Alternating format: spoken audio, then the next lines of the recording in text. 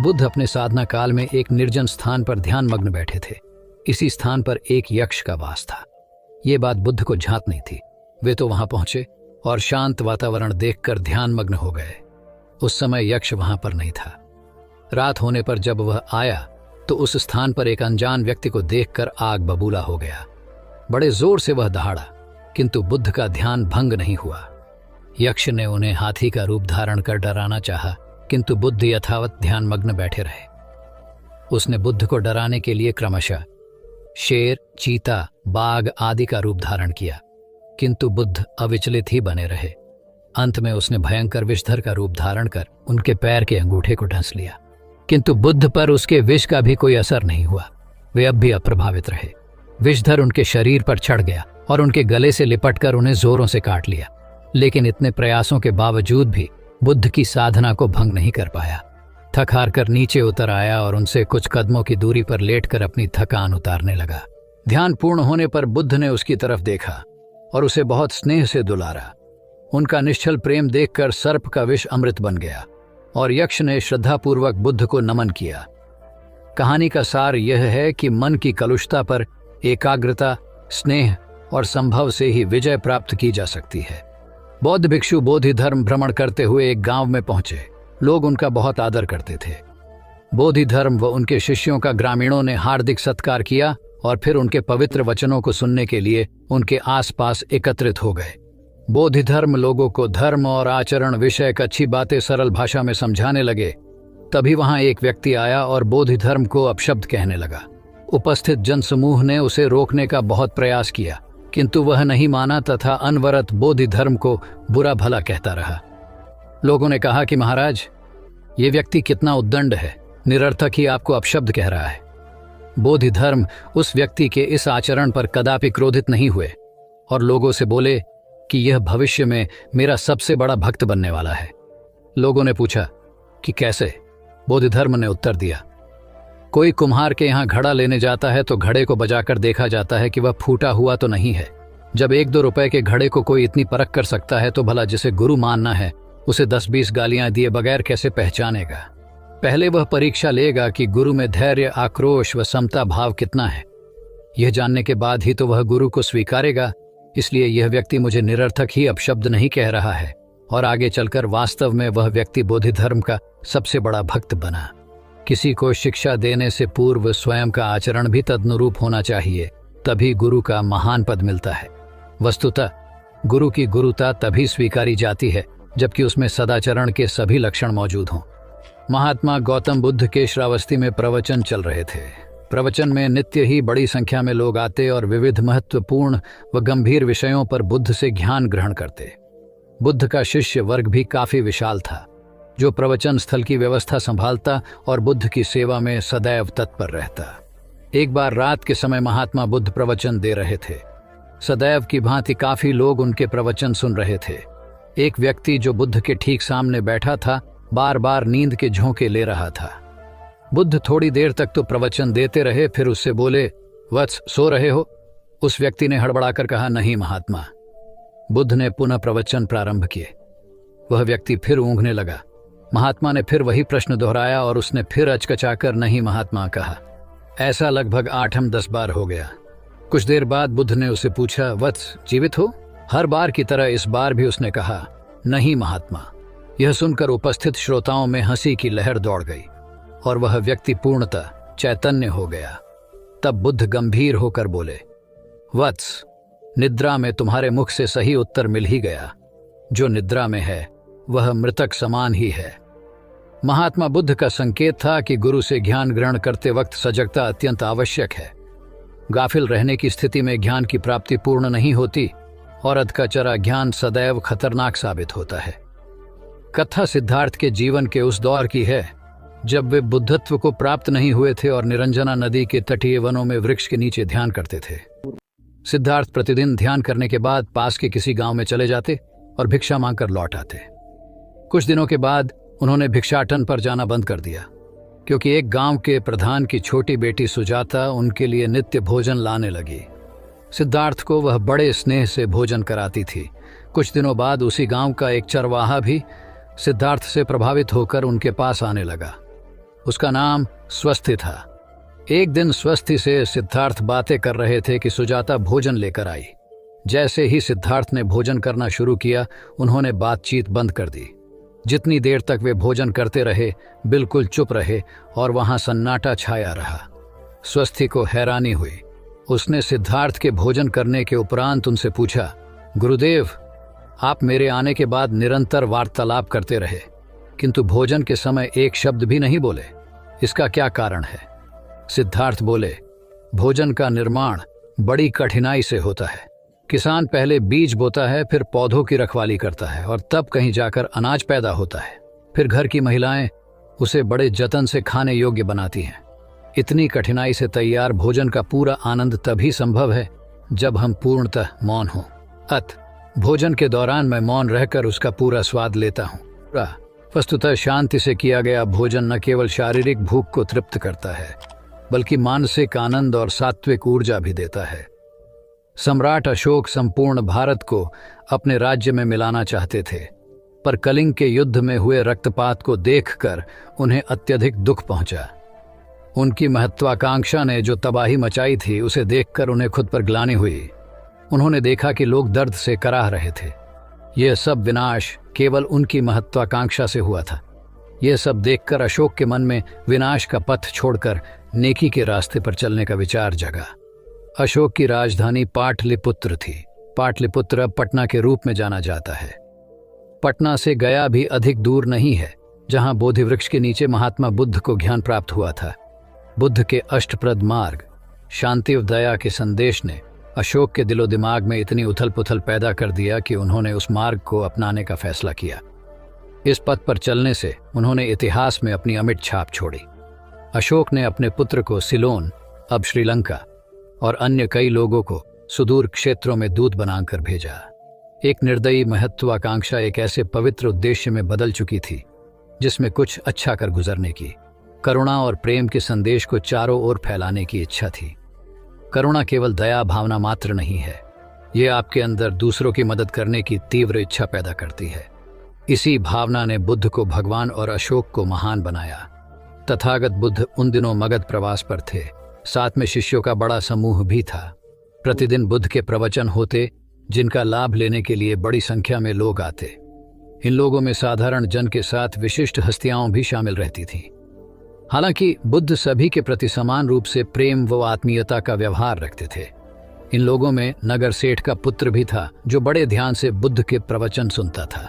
वह नित्य ही बुद्ध के शिष्यों के समक्ष बुद्ध की तारीफों के पुल बांधता और धन्य धन्य भाव से घर जाता। एक दिन प्रवचन समाप्त होने के बाद उसने किसी शिष्य से कहकर बुद्ध से मिलने की हार्दिक इच्छा प्रकट की।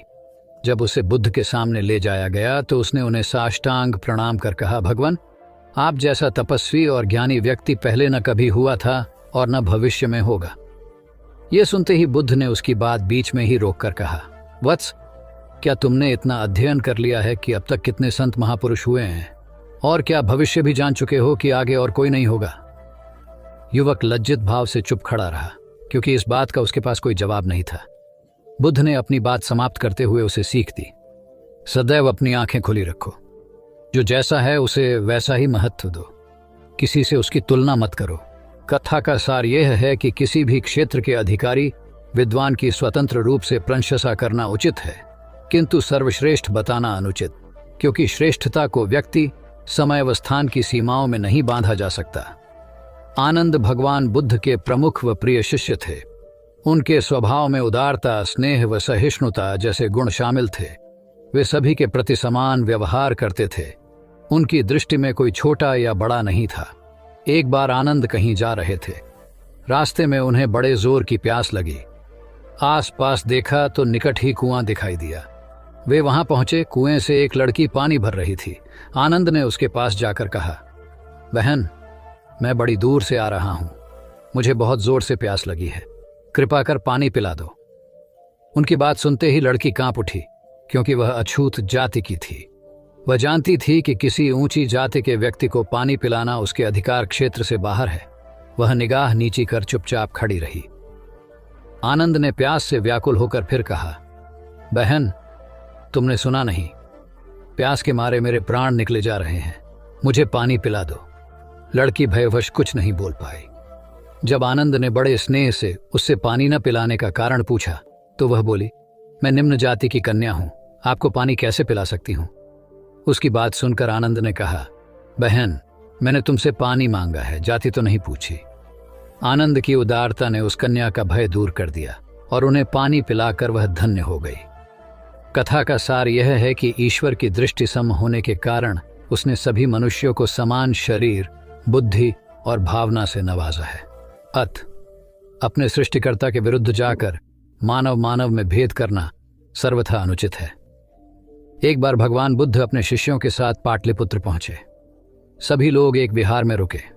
भोजन के बाद बुद्ध ने आनंद से अगले दिन से प्रवचन आरंभ करने को कहा। अगले दिन बुद्ध का प्रवचन सुनने बड़ी संख्या में लोग उपस्थित थे। बुद्ध प्रवचन देने के बाद लोगों से मिलते, उनकी समस्याएं सुनते और नेक सलाह देते।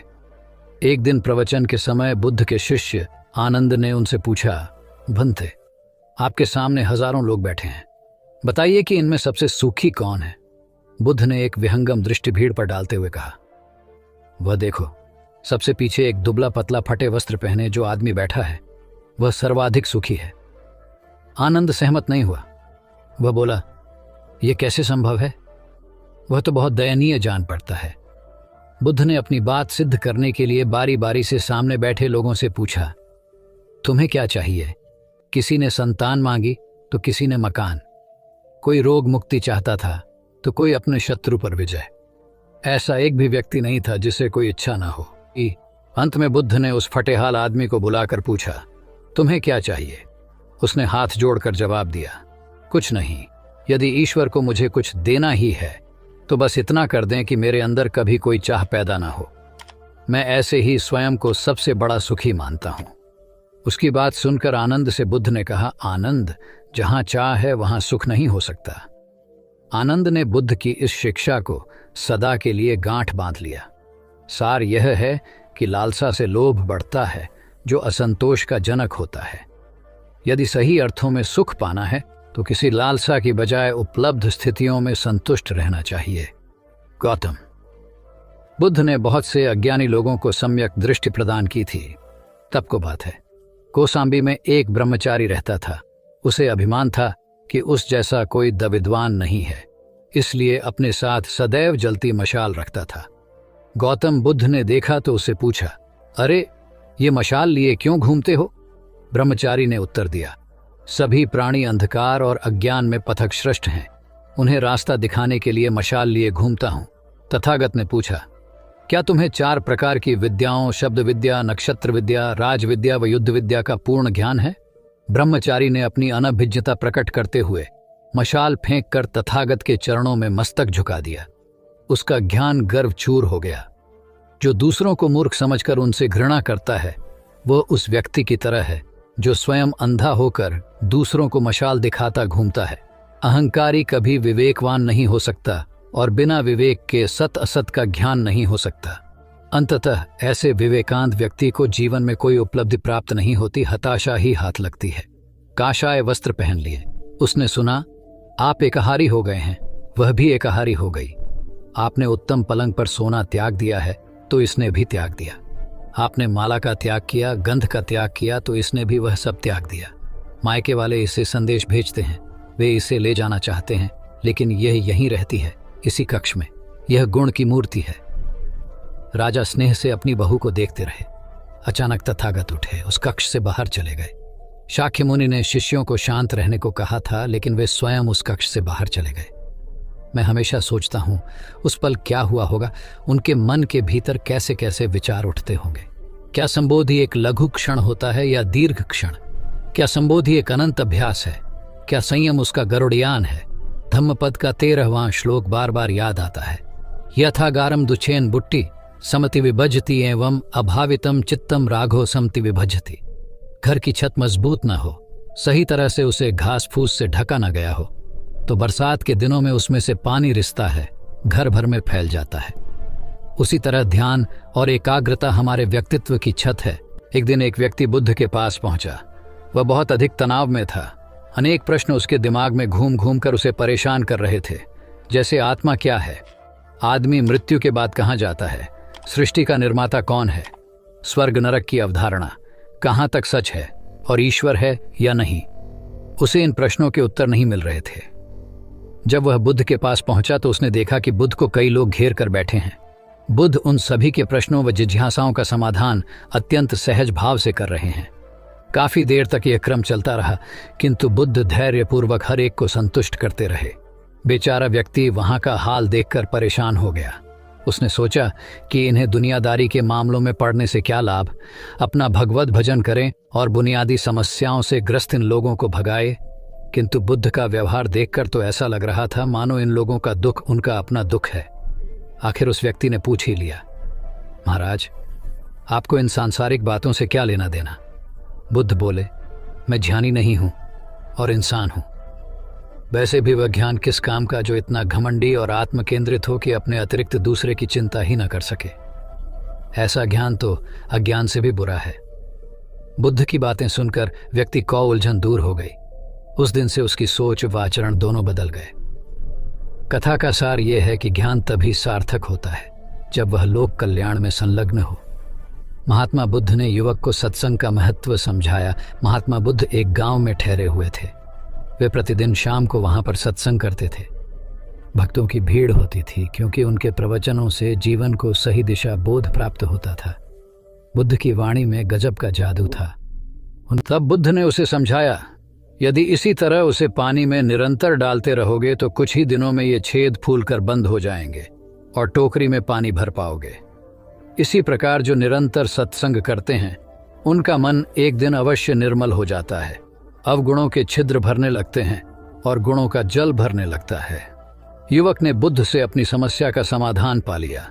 निरंतर सत्संग से दुर्जन भी सज्जन हो जाते हैं, क्योंकि महापुरुषों की पवित्र वाणी उनके मानसिक विकारों को दूर कर उनमें सद्विचारों का आलोक प्रसारित कर देती है।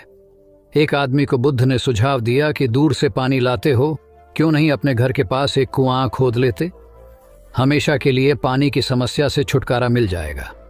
सलाह मानकर उस आदमी ने कुआं खोदना शुरू किया, लेकिन 7-8 फीट खोदने के बाद उसे पानी तो क्या, गीली मिट्टी का भी चिन्ह नहीं मिला। उसने वह जगह छोड़कर दूसरी जगह खुदाई शुरू की, लेकिन 10 फीट खोदने के बाद भी उसमें पानी नहीं निकला। उसने फिर तीसरी जगह कुआं खोदना शुरू किया, लेकिन यहां भी उसे निराशा ही हाथ लगी। इस क्रम में उसने 8-10 फीट के 10 कुएं खोद डाले, लेकिन पानी कहीं नहीं मिला। वह निराश होकर बुद्ध के पास गया। उसने बुद्ध को बताया कि मैंने 10 कुएं खोद डाले, मगर पानी एक में भी नहीं निकला। बुद्ध को आश्चर्य हुआ। वे स्वयं चलकर उस स्थान पर आए जहां उसने 10 गड्ढे खोदे हुए थे। बुद्ध ने उन गड्ढों की गहराई देखी और सारा माजरा समझ गए। फिर वे बोले, 10 कुएं खोदने की बजाय एक कुएं में ही तुम अपना सारा परिश्रम लगाते तो पानी कब का मिल गया होता। तुम सब गड्ढों को बंद कर दो, केवल एक को गहरा करते जाओ, पानी निकल आएगा। उसने बुद्ध को बात मानकर ऐसा ही किया। परिणाम स्वरूप कुआं पूर्ण होते ही पानी निकल आया। सबने भगवान बुद्ध की जय जयकार की। धन्ना सेठ के पास 7 पुश्तों के पालन पोषण जितना धन था। उसका व्यापार चारों तरफ फैला हुआ था, किंतु फिर भी उसका मन अशांत रहता था। कभी धन की सुरक्षा की चिंता, तो कभी व्यापारिक प्रतिस्पर्धा में आगे निकलने का तनाव। चिंता और तनाव के कारण वह अस्वस्थ रहने लगा। उसके मित्र ने उसकी गिरती दशा देखी तो उसे बुद्ध के पास जाने की सलाह दी। सेठ बुद्ध के पास पहुंचा और अपनी समस्या बताई। बुद्ध ने उसे सांत्वना देते हुए कहा, तुम घबराओ मत, तुम्हारा कष्ट अवश्य दूर होगा। बस तुम यहाँ कुछ दिन रहकर प्रभु का ध्यान किया करो। बुद्ध के कहे अनुसार सेठ ने रोज ध्यान करना शुरू कर दिया, किंतु सेठ का मन ध्यान में नहीं लगा। वह जैसे ही ध्यान करने बैठता, उसका मन फिर अपनी दुनिया में चला जाता। उसने बुद्ध को यह बात बताई, किंतु बुद्ध ने कोई उपाय नहीं बताया। थोड़ी देर बाद जब सेठ बुद्ध के साथ वन में सायंकालीन भ्रमण कर रहा था, तो उसके पैर में एक कांटा चुभ गया। वह दर्द के मारे कराहने लगा। बुद्ध ने कहा, बेहतर होगा कि तुम जी कड़ाकर कांटे को निकाल दो, तब इस दर्द से मुक्ति मिल जाएगी। सेठ ने मन कड़ाकर कांटा निकाल दिया। उसे चैन मिल गया। तब बुद्ध ने उसे समझाया, ऐसे ही लोभ, मोह, क्रोध, घमंड व द्वेष के कांटे तुम्हारे मन में गड़े हैं। जब तक अपने मन की संकल्प शक्ति से उन्हें नहीं निकालोगे, अशांत ही रहोगे। सेठ का अज्ञान बुद्ध के इन शब्दों से दूर हो गया और उसने निर्मल हृदय की राह पकड़ ली। अपनी कुप्रवृत्तियों से मुक्ति के लिए संकल्पबद्धता अनिवार्य है। जब तक व्यक्ति दृढ़ निश्चय न कर ले, वह अपनी गलत आदतों से मुक्त नहीं हो सकता। बुद्ध की शिक्षा से गांव का उद्धार हुआ एक युवक ने बुद्ध से आकर कहा, मेरा गांव अशिक्षित है। मैं अपने परिवार से झगड़कर थोड़ा बहुत पढ़ पाया हूं। आगे और पढ़ना चाहता हूं, किंतु सभी रोक रहे हैं। घर के लोग सोचते हैं कि खेती में खूब पैसा है और उसके लिए किसी शिक्षा की आवश्यकता नहीं है। यही सोच गांव वालों की भी है। कृपया आप मेरे गांव चलकर वहां शिक्षा का प्रसार करवाइए। बुद्ध युवक की बात मानकर गांव आ गए। धर्मभीरू ग्रामीणों ने बुद्ध का सत्कार किया और रोज उनके प्रवचन सुनने आने लगे।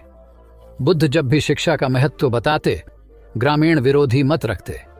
एक दिन एक महिला अपने 5 साल के बच्चे के लिए पूछने लगी कि उसे किस उम्र से शिक्षा दिलवाए। तब बुद्ध ने समझाया कि तुम्हें तो 5 वर्ष पूर्व उसकी शिक्षा शुरू कर देनी थी। उसे क्या खाना है, क्या नहीं, कैसे क्या बोलना है आदि बातें शुरू से सिखाओगी, तभी तो वह अपना उचित ख्याल रख सकेगा। बुद्ध की यह बात महिला सहित सभी ग्रामीणों को समझ में आ गई।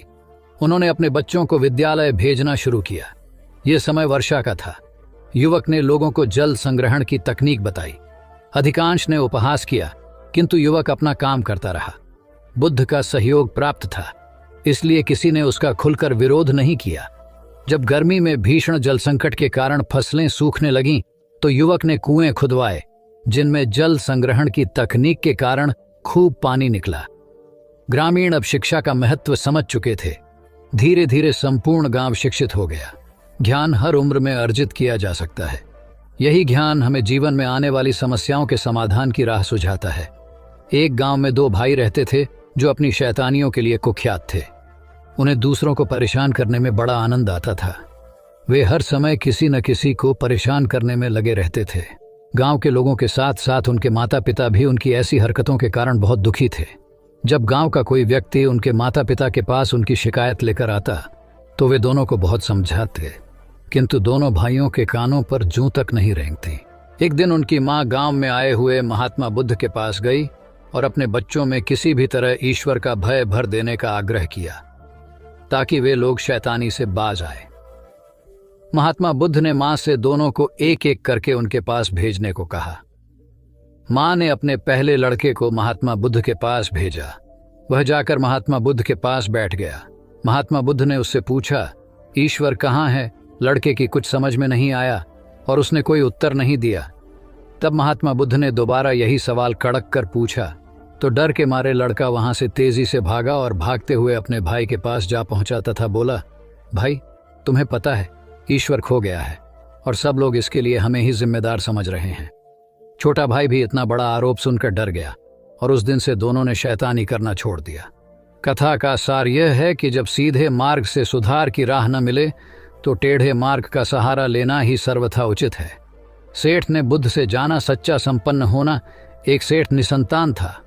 अपार संपत्ति का मालिक होने के बावजूद सेठ का लोभ बरकरार था।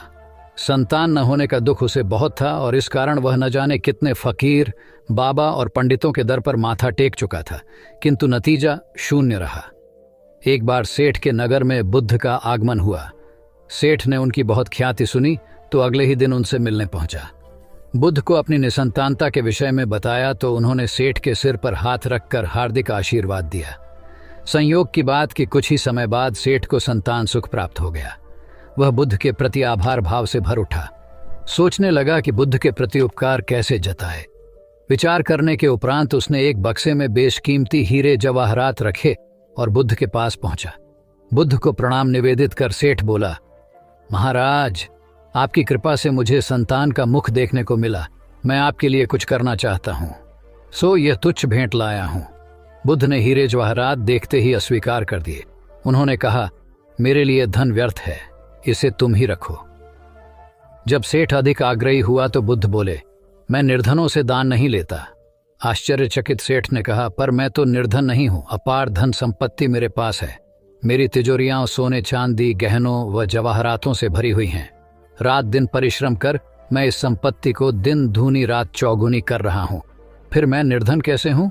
तब बुद्ध ने समझाया, इसका आशय यह है कि तुम अपनी वर्तमान संपत्ति से तृप्त नहीं हो, और अतृप्त व्यक्ति निर्धन ही तो होता है। क्योंकि सच्चा संपन्न तो वह है जो तृप्त हो। बुद्ध की बातों ने सेठ की आंखें खोल दी। संतोष सबसे बड़ा धन और संतोषी सर्वाधिक धनी होता है, क्योंकि इच्छाओं का अंत निर्लिप्तता की परम सुखमय अवस्था को लाता है। एक बार गौतम बुद्ध से अभय राजकुमार ने प्रश्न किया कि क्या श्रवण गौतम कभी कठोर वचन कहते हैं। उसने सोच रखा था कि नहीं कहने पर वह बताएगा कि एक बार उन्होंने देवदत्त को नरकगामी कहा था, और यदि हाँ कहे तो उसने पूछा, जा सकता है कि जब आप कठोर शब्दों का प्रयोग करने से स्वयं को रोक नहीं पाते, तब दूसरों को ऐसा उपदेश कैसे देते हैं। बुद्ध ने अभय के प्रश्न का आशय जान लिया। उन्होंने कहा, इसका उत्तर न तो हाँ में दिया जा सकता है और न नहीं में। अभय की गोद में उस समय एक छोटा बालक था। उसकी ओर इशारा करते हुए बुद्ध ने पूछा, राजकुमार, यदि दाई के अनजाने में यह बालक अपने मुख में कांट का टुकड़ा डाल ले, तब तुम क्या करोगे। मैं उसे निकालने का प्रयास करूंगा। यदि वह आसानी से न निकल सकता हो तो बाएं हाथ से उसका सिर पकड़कर दाहिने हाथ की उंगली को टेढ़ा करके उसे निकालूंगा। यदि खून निकलने लगे तो भी मेरा यही प्रयास रहेगा कि वह कांट का टुकड़ा किसी न किसी तरह बाहर निकल आए। ऐसा क्यों? इसलिए कि भंते इसके प्रति मेरे मन में अनुकंपा है। राजकुमार, ठीक इसी तरह तथागत जिस वचन के बारे में जानते हैं कि यह मिथ्या या अनर्थकारी है और उससे दूसरों के हृदय को ठेस पहुंचती है, तब उसका वे कभी उच्चारण नहीं करते। पर इसी तरह जो वचन उन्हें सत्य और हितकारी प्रतीत होते हैं तथा दूसरों को प्रिय लगते हैं, उनका वे सदैव उच्चारण करते हैं। इसका कारण यही है कि तथागत के मन में सभी प्राणियों के प्रति अनुकंपा है। भगवान बुद्ध देव और मनुष्यों के शास्ता थे, परंतु सबसे पहले वह मनुष्य थे। मनुष्य बढ़कर देवता बनता है, यह प्राचीन मान्यता थी। आज भी हम मनुष्यत्व के ऊपर देवत्व की बात करते हैं, परंतु बुद्ध ने इस क्रम को पलट दिया। उन्होंने कहा, यह जो मनुष्यता है वही देवताओं का सुगति प्राप्त करना कहलाती है। देवता जब सुगति प्राप्त करता है तब वह मनुष्य बनता है। देवताओं में विलास है, राग, द्वेष, ईर्ष्या और मोह भी वहां है। निर्वाण की साधना वहां नहीं हो सकती। इसके लिए देवताओं को मनुष्य बनना पड़ता है। मनुष्यों में ही देव पुरुष का आविर्भाव होता है, जिनको देवता नमस्कार करते हैं। मानवता धर्म का उपदेश देने वाले बुद्ध स्वयं मानवता के जीते जागते रूप थे। यहाँ उनके जीवन से संबंधित खुद प्रसंग दिए जाते हैं, जिनसे उनके व्यक्तित्व में बैठी हुई गहरी मानवता का दर्शन होता है। भगवान का परिनिर्वाण होने वाला है। रात का पिछला पहर है। भिक्षु उनकी शैया को घेरे बैठे हैं। बुद्ध उन्हें उपदेश दे रहे हैं। कह रहे हैं, भिक्षु, बुद्ध धर्म और संघ के विषय में कुछ शंका हो तो पूछ लो। पीछे मलाल मत करना कि भगवान हमारे सामने थे पर हम उनसे कुछ पूछ न सके। कोई शिष्य नहीं बोलता। भगवान 3 बार कहते हैं, पर कोई भिक्षु कुछ पूछने को नहीं उठता। भगवान को शंका होती है कि कहीं वे उनके गौरव का विचार करके पूछने में संकोच तो नहीं कर रहे। इसलिए वह कहते हैं, शायद भिक्षुओं तुम मेरे गौरव के कारण नहीं पूछ रहे। जैसे मित्र मित्र से पूछता है, वैसे तुम मुझसे पूछो। बुद्ध अपने शिष्यों की समान भूमिका पर आ जाते हैं। उनकी यह विनम्रता मनुष्य धर्म की आदर भूमि है। बुद्ध ने अपने को भिक्षुओं का कल्याण मित्र कहा है, जो उनकी मानवीय सहृदयता और विनम्रता को सूचित करता है। एक दूसरा दृश्य भी उसी समय का है। चंद करमार पुत्र के यहाँ बुद्ध ने अंतिम भोजन किया था।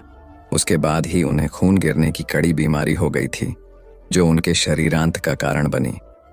बुद्ध को उसके हृदय का बड़ा ध्यान था।